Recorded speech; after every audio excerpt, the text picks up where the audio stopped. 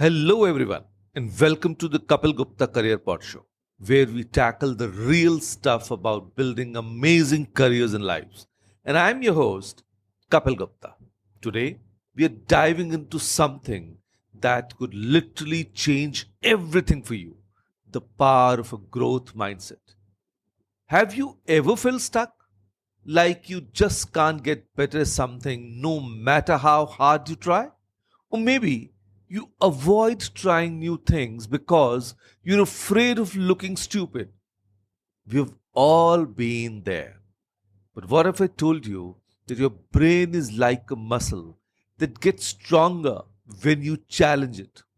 And that's what a growth mindset is all about. And the coolest part, it's something anyone can develop. Yes, even you. So, whether you are struggling with school, trying to level up your social media game, or figuring out what you want to do with your life, having a growth mindset can be your secret weapon. So, let's get into it.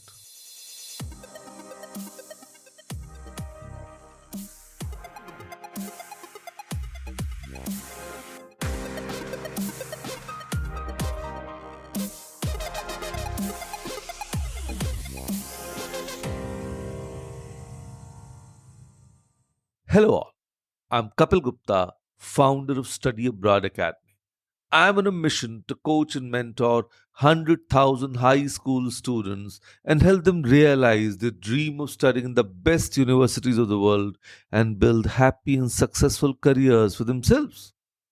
So, first things first, what exactly is a growth mindset? Now, imagine there are two ways of thinking about your abilities. Some people believe that intelligence, talents, and skills are just fixed. You're either good at math or you're not. You're either creative or you are not. And this is called a fixed mindset. But people with a growth mindset believe that their abilities can grow and improve with effort, good strategies, and help from others. They know that the brain can form new connections throughout life when we practice and learn new things. So let me break it down with some examples you might relate to. Fixed mindset thinking sounds like I'm not a math person. I'll never understand algebra. Or I tried TikTok dancing once and looked stupid. I just don't have rhythm. Or I got a C on my first essay. English isn't my subject. But whereas growth mindset thinking sounds like algebra is challenging for me right now. But if I practice different kinds of problems, I can get better. Yeah, my first TikTok dance was rough, but everybody starts somewhere. What if I break it down into smaller parts? Now, this C shows me where I need to improve in my writing. Maybe I can ask for feedback on how to make my next essay stronger. See the difference? It's all in how you talk to yourself about challenges. And here's something mind blowing. Stanford researcher Dr. Carol Dweck, who came up with these terms, found that just understanding the difference between these mindsets can start to change how you think. When Lisa, a high school student I worked with, shifted from saying, I'm bad at coding, to I'm still learning coding, her whole approach changed. She started seeing mistakes as chances to learn instead of proof she wasn't smart enough. 6 months later, she built her first app. So let me ask you, what does success mean to you? And how would embracing a growth mindset redefine it? So, for most of us, success has been about the end result, that is, getting an A, landing a certain job, or hitting a specific number of followers. But with a growth mindset, success becomes about growth itself. Did you push yourself? Did you learn something new? Or did you get better than you were yesterday? Now, this kind of success is way more in your control and honestly way more satisfying in the long run. And now, let's talk about something we all hate: failing, bombing a test, getting rejected, or making a fool of yourself. It feels awful, right? But here's where things get interesting. In a growth mindset, failure isn't the opposite of success, it's actually part of success. Think about video games. When you first start playing a new game, what happens? You die a lot. You fall off cliffs. You get shot by enemies. You mess up the combos. But you don't think, well, I guess I'm just not a gaming person. No way. You keep playing, learning the controls, figuring out strategies until you level up. So, real life works the same way. Now, did you know that before becoming the youngest billionaire ever, Kylie Jenner had a failed clothing line with her sister Kendall? Or that before BTS became global superstars, they were once a small group that people didn't take seriously? My favorite example is basketball legend Michael Jordan, who said, I've missed more than 9,000 shots in my career. I've lost almost 300 games. 26 times I've been trusted to take the game winning shot and missed. I've failed over and over again in my life, and that is why I succeed. Even closer to home, my friend Jamie applied to 10 summer internships last year and got rejected from 9 of them. So instead of giving up, she asked for feedback, improved her resume, and practiced her interview skills. The one internship she did get led to a job offer after graduation. But those 9 rejections weren't failures, they were stepping stones. So let me ask you, can you think of a time you failed? Or how did it shape your approach to challenges? So, when you look back at your failures with a growth mindset, you might notice they taught you resilience, showed you what needed improvement, or even pointed you in a better direction than your original plan. So, we all have comfort zones, those safe spaces where we know what to expect and feel confident. Maybe yours is hanging out with certain friends, or sticking to subjects you're good at in school, or scrolling through the same 3 apps on your phone. The comfort zones feel good, but here's the truth: nothing amazing happens in your comfort zone. Growth happens when you're a little scared, a little uncomfortable, a little out of your element. Scientists call this the optimal anxiety zone, where you are challenged enough to grow, but not so overwhelmed that you shut down. And for Gen Z, breaking out of comfort zones might look like talking to someone new instead of sticking with your usual group, or taking a class that sounds interesting but challenging, or posting that creative work you've been keeping private, or speaking up in a discussion when you usually stay quiet. So, small steps make a big difference. You don't have to skydive to break your comfort zone. Of course, unless you want to. Start with tiny challenges that stretch you just a little. My cousin Alex was terrified of public speaking, like physically sick before presentations terrified. So instead of avoiding it forever, he decided to start small. First, he practiced speaking up more in small group discussions. Then he volunteered to introduce speakers at a club meeting, just a 30-second thing. Each small win built his confidence until eventually he gave a 5-minute presentation to his entire grade. Was it perfect? No. But it was progress.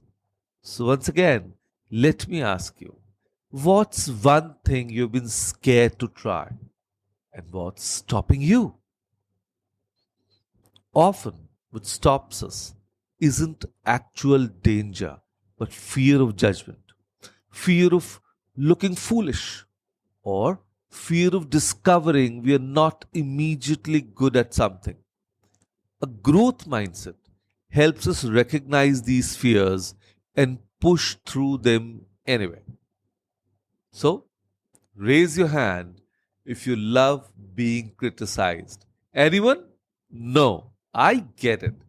Hearing what we're doing wrong doesn't seem great. But in a growth mindset, feedback becomes your superpower. It's free information about how you can improve. So the trick is separating feedback about your work from feedback about you as a person. Now, this essay needs more evidence. Is about the essay, not about your worth or intelligence. Your dance moves need more practice. Is about dancing, not about who you are. Think about your favorite gaming streamers, TikTok creators, or YouTube stars. They all started somewhere, got feedback, sometimes harsh feedback in the comments, and used it to get better. They didn't let criticism stop them, they let it shape them. So, when I first started this podcast, let me tell you, the feedback was rough. You talk too fast, your questions are boring, the audio quality is terrible. So, at first, I felt like quitting, but then I realized this is exactly what I needed to hear to get better. I slowed down my speech, worked on more interesting questions, and invested in better equipment. The podcast improved because I was willing to hear the tough stuff. And here's how to make feedback work for you. Ask specific questions like, what's one thing I could improve? Or listen without immediately defending yourself. Or focus on what you can change, not on things outside your control. And say thank you, even if it stings. You can process your feelings later and pick one thing to work on at a time. So let me ask you once again, how do you handle feedback? And how can you use it to fuel your growth journey? Remember, even negative feedback is a sign that someone believes you can improve. They wouldn't bother giving feedback if they thought you were hopeless. And that's actually a compliment when you think about it. So now you understand what a growth mindset is and why it matters. But how do you actually build this superpower into your daily life? So here are five simple strategies you can start using today. 1. Watch your words. Notice when you say things like I can't or I'm not good at and add the magic word yet, meaning I can't code yet or I'm not good at making friends yet. Number 2, celebrate effort, not just results. So instead of only feeling good when you win or get an A, feel proud when you push yourself and try hard things. Number 3, get curious about mistakes. So when something goes wrong, ask, what can I learn from this? Instead of, why am I so stupid?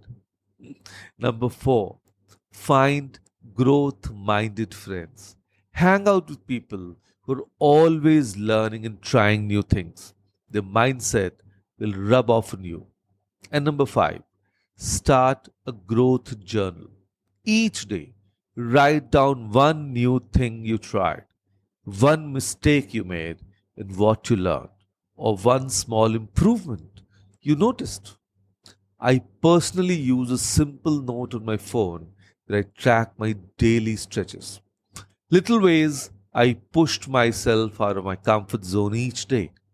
Some days it's as simple as tried new food, spoke up in a meeting when I was nervous. Other days it's applied for that job I didn't think I was qualified for, or asked for help when I wanted to figure it out alone. So the brain changes with practice. The more you think in a growth minded ways, the more natural it becomes. So let me ask you one last question. What's one habit or mindset shift you can adopt today to embrace growth every day? So there you have it, the incredible power of a growth mindset. It's not just some feel good idea, it's a different way of seeing yourself and your potential. So, when you embrace a growth mindset, you stop being defined by what you can do right now and start being defined by what you could become. You see challenges as opportunities, not threats. You see effort as a path to mastery, not something to avoid. Think about where you want to be 1 year from now, the skills you want to have, the person you want to become. A growth mindset is what bridges the gap between that future you and who you are today. So, what will you do differently tomorrow? How will you catch yourself when that fixed mindset voice starts talking? Or how will you remind yourself that your abilities aren't set in stone? The choice is yours, but I hope you choose growth. And if you found this episode helpful, please share it with a friend who might need to hear it. And drop your thoughts in the comments. And don't forget to subscribe so you never miss an episode of the Kapil Gupta Career Pod Show. So until next time, remember, you're not who you are who you are becoming. So this is Kapil Gupta signing off. Keep growing, keep stretching, keep becoming. Bye bye.